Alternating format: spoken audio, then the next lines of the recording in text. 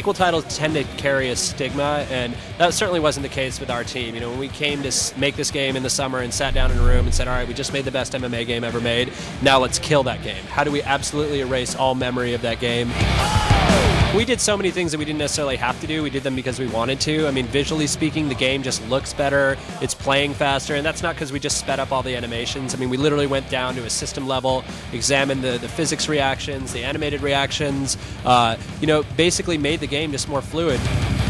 Completely redid all the animations on the ground, completely redid the clinch animations, added you know, the sways and leans, southpaw stances, cage positions. We have a title mode, a title defense mode. There's a tournament mode, an event mode, which replicates the pay-per-view experience. Online mode got improved. We have online camps in the game, and this new and improved career mode, Creative Fighter. 100+ fighters in the game this year. Last year, half of the fighters were made with the Creative Fighter system. This year, all 100+ fighters are the same photorealistic treatment.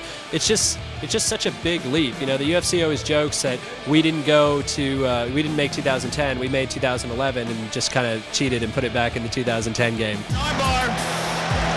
This is nasty. This is really tight. We have this system in the Undisputed 2010 game called The Game Is Watching You, where it's essentially your consequences happening regarding your decisions. So we give you a fighter voice in your Creative Fighter this year. You can pick from one of several ethnicities to have your voice as. You'll do press interviews. You'll have options like, say, at a weigh-in, you can respect or disrespect your opponent. You can call out, you know, respect somebody's camp. And these things all have consequences in the game later. For example, you disrespect an opponent, you create a rivalry with an opponent, then your fight has more significance. It's a more popular fight. You're going to have a lot more investment in your character. You're going to see a lot more sort of reaction from the things that you do in the game. So The Game Is Watching You is essentially our way of kind of leveraging that and showing you consequence for your actions, and, you know, creating a lot of opportunities to replay the game and kind of see different paths that you might take. Submission system completely redesigned, a much more educational, much more analog submission system. Last year we had these kind of static states where literally there'd be an initiation animation, a mid-tier, and then either a success or a failure. That wasn't very good at indicating kind of success or failure while you're in the submission, who's winning. But then also the camera's moving in depending on your victory. So if you're more successful, the camera zooms in. So it gives you this nice kind of analog, elegant visual representation of success or failure. And then certain fighters are able to actually switch submission mid-submission. So you could say go from a Kimura to an armbar. If you're in an armbar, go to a triangle, for example. A lot of options available to you, and certainly the good fighters are able to do it. One important thing to note is that we got rid of the button mashing for submission defense. Everything is accomplished via the shine dynamic. So fighting off submissions and initiating and submitting, finishing off submissions is all done via the shine. So online mode went through dramatic improvements as well. I mean, we still have the online exhibition. We have this concept of online camps where you can train online. You can essentially make a camp online, a guild or a clan with your created fighter.